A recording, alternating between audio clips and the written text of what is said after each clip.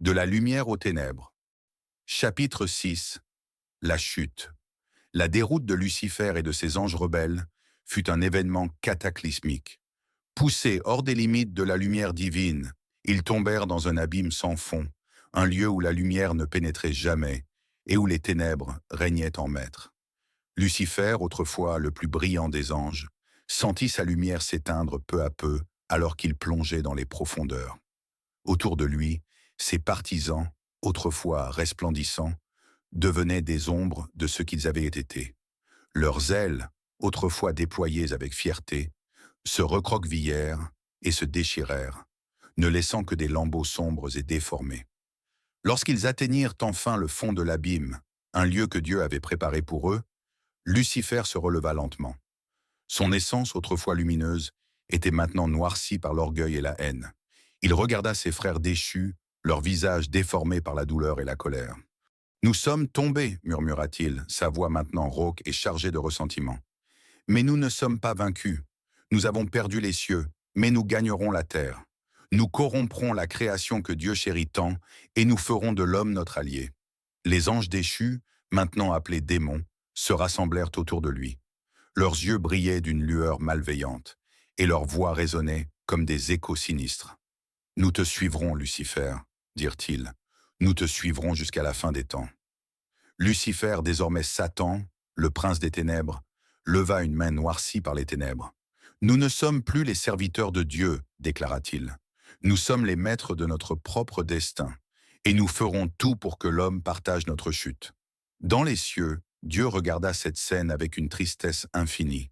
Il savait que la rébellion de Lucifer avait des conséquences éternelles, mais il savait aussi que l'homme, créé à son image, avait le pouvoir de leur résister. Il permit à Satan d'agir, non par négligence, mais pour dévoiler la véritable essence de l'homme. Chapitre 7. La vengeance. Dans les ténèbres de son nouveau royaume, Satan, autrefois Lucifer, méditait sur sa vengeance. Il savait qu'il ne pouvait plus défier Dieu directement, mais il avait discerné une faille dans les principes divins, l'interdit. Dieu fonctionnait selon des lois immuables, et quelque part, un interdit devait avoir été imposé à l'homme. S'il pouvait le découvrir et inciter l'homme à le transgresser, alors il provoquerait une séparation entre Dieu et sa création bien-aimée.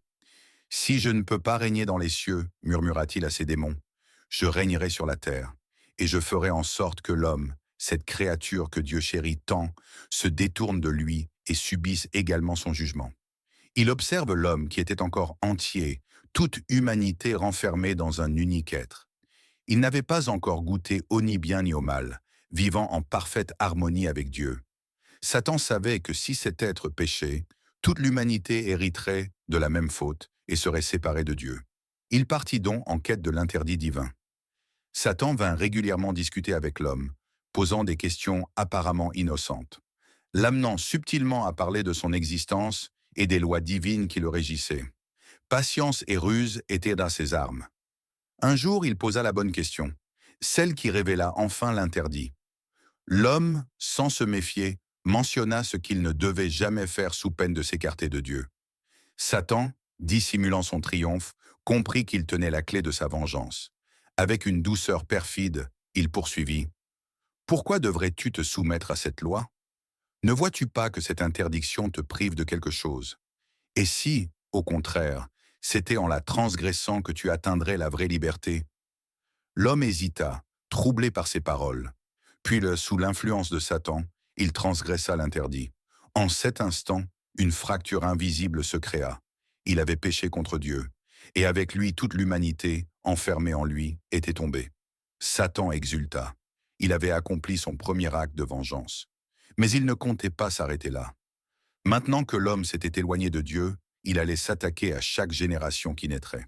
Il envoya ses démons sur la terre, leur ordonnant d'observer chaque être humain, d'étudier leurs faiblesses et leurs désirs. « Utilisez toutes les ruses à votre disposition, » leur dit-il. « Tentez-les par la richesse, le pouvoir et le plaisir. Faites-leur croire qu'ils n'ont pas besoin de Dieu, qu'ils peuvent être leurs propres maîtres. Faites-les sombrer dans l'oubli, génération après génération. » Ainsi commença la corruption progressive de l'humanité. Les démons soufflèrent dans des mensonges dans les rêves des hommes, alimentèrent leurs doutes et leurs peurs, et les poussèrent à se détourner davantage de leur Créateur. Certains tombèrent rapidement sous leur influence, séduits par les promesses trompeuses. D'autres résistèrent, leur esprit fortifié par leur volonté de plaire au Créateur. Satan savait que le temps de son châtiment était défini. Un jour viendrait où Dieu rétablirait l'ordre et le jugerait, lui et ses partisans. Alors, dans un dernier élan de rébellion, il tenterait une ultime fois de défier Dieu, cette fois-ci non plus seul avec ses démons, mais avec les hommes qui lui auraient juré allégeance. Ensemble, ils se dresseraient contre leur Créateur dans une ultime bataille. Mais le temps de cette confrontation finale n'était pas encore venu. Pour l'instant, il tissait patiemment son œuvre de corruption, s'assurant que chaque génération d'humains s'éloigne un peu plus de Dieu que la précédente.